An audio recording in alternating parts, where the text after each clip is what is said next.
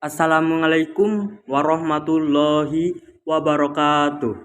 Kami dari kelompok 4 akan mempresentasikan tugas kelompok kami. Sebelumnya, perkenalkan, nama saya Yogi Setiawan, nomor absen 34, Anik nomor absen 4, Dwi nomor absen 12, Syakila nomor absen 31, Tin nomor absen 32, dan Rafif nomor absen 26. Klasifikasi tipe iklim dan pola iklim global. Jenis-jenis klasifikasi iklim. Yang pertama, klasifikasi iklim matahari. Iklim matahari adalah iklim yang pembagiannya berdasarkan banyaknya sinar matahari yang diterima oleh permukaan bumi. Terbagi menjadi 4, yaitu 1. Iklim tropis, dari 0 derajat sampai 23,5 derajat lintang utara, dan 0 derajat sampai 23,5 derajat lintang selatan. Yang kedua, iklim subtropis, dari 23,5 derajat sampai 40 derajat lintang utara, dan 23,5 derajat sampai 40 derajat lintang selatan. Yang ketiga, iklim sedang, mulai dari 40 derajat sampai 66,5 derajat lintang utara, dan 40 derajat sampai 66,5 derajat lintang selatan. Yang keempat, iklim dingin, yaitu berada pada kutub utara dan kutub selatan. 2. Iklim fisis. Iklim fisis adalah klasifikasi iklim yang pembagiannya berdasarkan kondisi sebenarnya suatu daerah sebagai hasil keadaan alam dan lingkungan sekitarnya. Faktor yang mempengaruhi antara lain dataran yang luas, lautan angin, arus laut, vegetasi, dan topografi. Beberapa jenis iklim fisis yaitu sebagai berikut. A. Iklim laut. B. Iklim darat. C. Iklim gunung. D. Iklim musim. Yang ketiga, iklim Köppen. Iklim Köppen adalah klasifikasi iklim Köppen menggunakan sistem huruf. Huruf pertama adalah sistem ini terdiri atas 5 huruf kapital, menunjukkan karakter suhu atau curah hujan. Huruf-huruf kapital tersebut yaitu 1. Iklim A, dinamai tropis. Yang kedua, iklim B, dinamai kering. Yang ketiga, iklim C, dinamai sedang atau hangat. Yang keempat, iklim D, dinamakan salju. Yang kelima adalah iklim E, yaitu salju abadi. Yang keempat, iklim Smith-Ferguson. Iklim Smith-Ferguson merupakan tipe iklim yang ditentukan berdasarkan siklus data pada curah hujan di suatu wilayah. Klasifikasi iklim Smith-Ferguson ini memiliki 4 tipe, yaitu iklim basah, iklim agak basah, iklim sedang, dan iklim agak kering. Cermati tabel berikut ini, yaitu pembagian tipe iklim Smith-Ferguson. 5. Iklim Oldeman. Klasifikasi iklim menurut Oldeman didasarkan kepada jumlah kebutuhan air oleh tanaman, terutama pada tanaman padi. Penyusun tipe iklimnya berdasarkan jumlah bulan basah yang berlangsung secara berturut-turut. Manfaat iklim Oldeman. 1. Kehidupan pada suatu manusia lebih senang hidup karena tidak terlalu panas. 2. Dapat melakukan kegiatan di bidang pertanian dan perikanan. 3. Cocok untuk tanaman meliputi pala, karet, kelapa sawit, dan cengkeh. 4. Dapat mempengaruhi dalam sebuah produksi, yaitu seorang pertanian.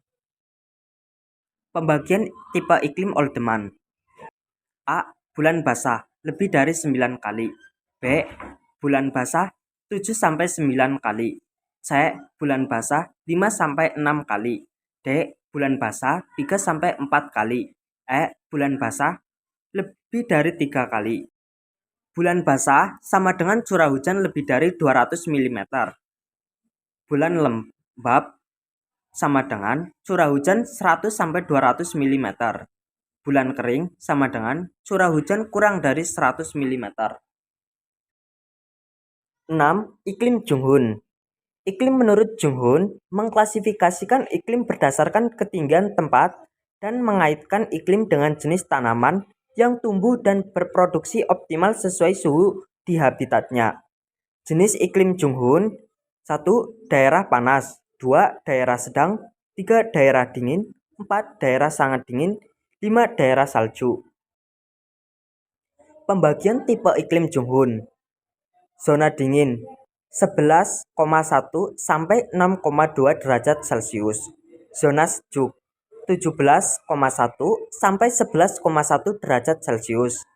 Zona sedang 22 sampai 17,1 derajat Celcius. Zona panas 26,3 sampai 22 derajat Celcius.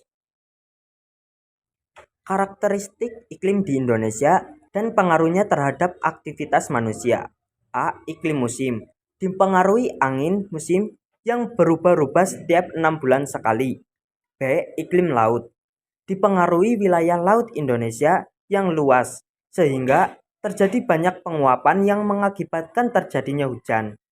C. Iklim panas dipengaruhi oleh letak Indonesia yang berada di daerah tropis. Suhu yang tinggi mengakibatkan penguapan yang tinggi dan berpotensi untuk terjadinya hujan. A. Musim hujan di Indonesia mulai dari Oktober sampai April. Angin muson yang bergerak dari benua Asia mengalami musim dingin ke arah benua Australia mengalami musim panas melalui Samudra Hindia dan sebagian besar wilayah Indonesia. Angin ini disebut muson barat. Kadar uap air yang dibawa angin ini sangat tinggi karena melewati samudra yang luas dan dijatuhkan sebagai hujan dengan intensitas yang tinggi. B. Musim kemarau di Indonesia dari April sampai Oktober. Angin muson yang bergerak dari benua Australia mengalami musim dingin ke benua Asia mengalami musim panas melalui laut-laut sempit di sekitar kepulauan Indonesia di sebelah selatan Khatulistiwa. Angin ini disebut muson timur. Kadar uap air yang dibawa angin muson timur ini rendah karena melalui laut-laut yang sempit, sehingga intensitas hujan yang terjadi juga rendah. Hubungan tipe iklim dan bentang alam. A. Hutan tropis. Hutan tropis atau rainforest adalah hutan yang terdiri dari tumbuhan berpohon besar dan lebat. Hutan tropis berada di daerah yang memiliki curah hujan tinggi dan suhu tinggi, yaitu daerah tropis atau khatulistiwa. Sinar matahari tidak dapat tembus permukaan tanah di hutan hujan, sehingga kondisi di bawahnya lembab. B. Hutan musim. Hutan musim adalah jenis hutan yang bergantung pada kondisi perubahan musim. Hutan musim ada di daerah beriklim sedang. Hutan musim disebut juga hutan merangas, artinya daun akan berguguran di musim kemarau dan akan tumbuh lagi di musim hujan. Vegetasi hutan musim di Indonesia adalah jati, senggon, dan akasia. Sebaran hutan musim di Indonesia adalah di Jawa, Bali, dan Sumatera. C. Sabana. Sabana merupakan padang rumput dengan semak belukar dan pepohonan seperti eukaliptus dan palem. Sabana muncul pada daerah curah hujan minim dan suhu panas. Di Indonesia, sabana terletak di Nusa Tenggara dan sebagian Jawa Timur. D. Stepa. Stepa merupakan padang rumput ilalang tanpa pepohonan di daerah dengan curah hujan minim dan suhu tinggi. Di Indonesia, stepa ditemukan di Sulawesi Tengah dan Nusa Tenggara. Taiga. Taiga adalah salah satu bioma hutan yang ada di dunia. Hutan taiga juga merupakan jenis hutan yang banyak ditemukan di daerah-daerah dengan iklim dingin. Daerah yang tergolong daerah dengan iklim dingin adalah wilayah di permukaan bumi yang terletak di garis lintang yang tinggi, yaitu sekitar 66, derajat sampai 90 derajat lintang utara dan 66,5 derajat sampai 90 derajat lintang selatan. Hutan taiga biasanya disebut sebagai hutan boreal karena banyak di sekitaran kutub. Hutan taiga juga dikenal sebagai bioma terestrial yang paling luas di bumi. Pengaruh perubahan iklim global terhadap kehidupan. 1. Pemanasan global. Pemanasan global terjadi akibat efek rumah kaca yang berlebihan. Efek rumah kaca adalah proses atmosfer bumi memerangkap energi panas di permukaan bumi. Energi panas yang berserap oleh permukaan bumi seharusnya dipantulkan kembali. Akibatnya terjadi peningkatan suhu udara di permukaan bumi. Gas di atmosfer yang berkontribusi terhadap efek rumah kaca di antara lain adalah H2O dalam kurung air, karbon dioksida dalam kurung CO, gas metana dalam kurung CH, ozon dalam kurung O, dan klorofluorokarbon dalam kurung CVC. Peristiwa El Nino dan El Nina. 1. El Nino. El Nino adalah fenomena pemanasan suhu muka laut di atas kondisi normal yang terjadi di Samudra Pasifik bagian tengah. Pemanasan suhu muka laut ini mengakibatkan potensi pertumbuhan awan di Samudra Pasifik Tengah dan mengurangi curah hujan di wilayah Indonesia. Singkatnya, El Nino memicu terjadinya kondisi kekeringan untuk wilayah Indonesia secara umum. La Nina. La Nina adalah fenomena yang berkebalikan dengan El Nino. Ketika La Nina terjadi, suhu muka laut dalam kurung SML di Samudra Pasifik bagian tengah mengalami pendinginan di bawah kondisi normalnya. Pendinginan SML ini mengurangi potensi pertumbuhan awan di Samudra Pasifik Tengah dan meningkatkan curah hujan di wilayah Indonesia secara umum.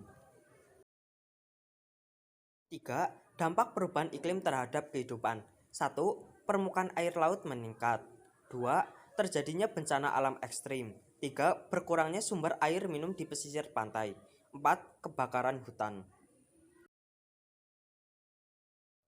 Sekian dari kami.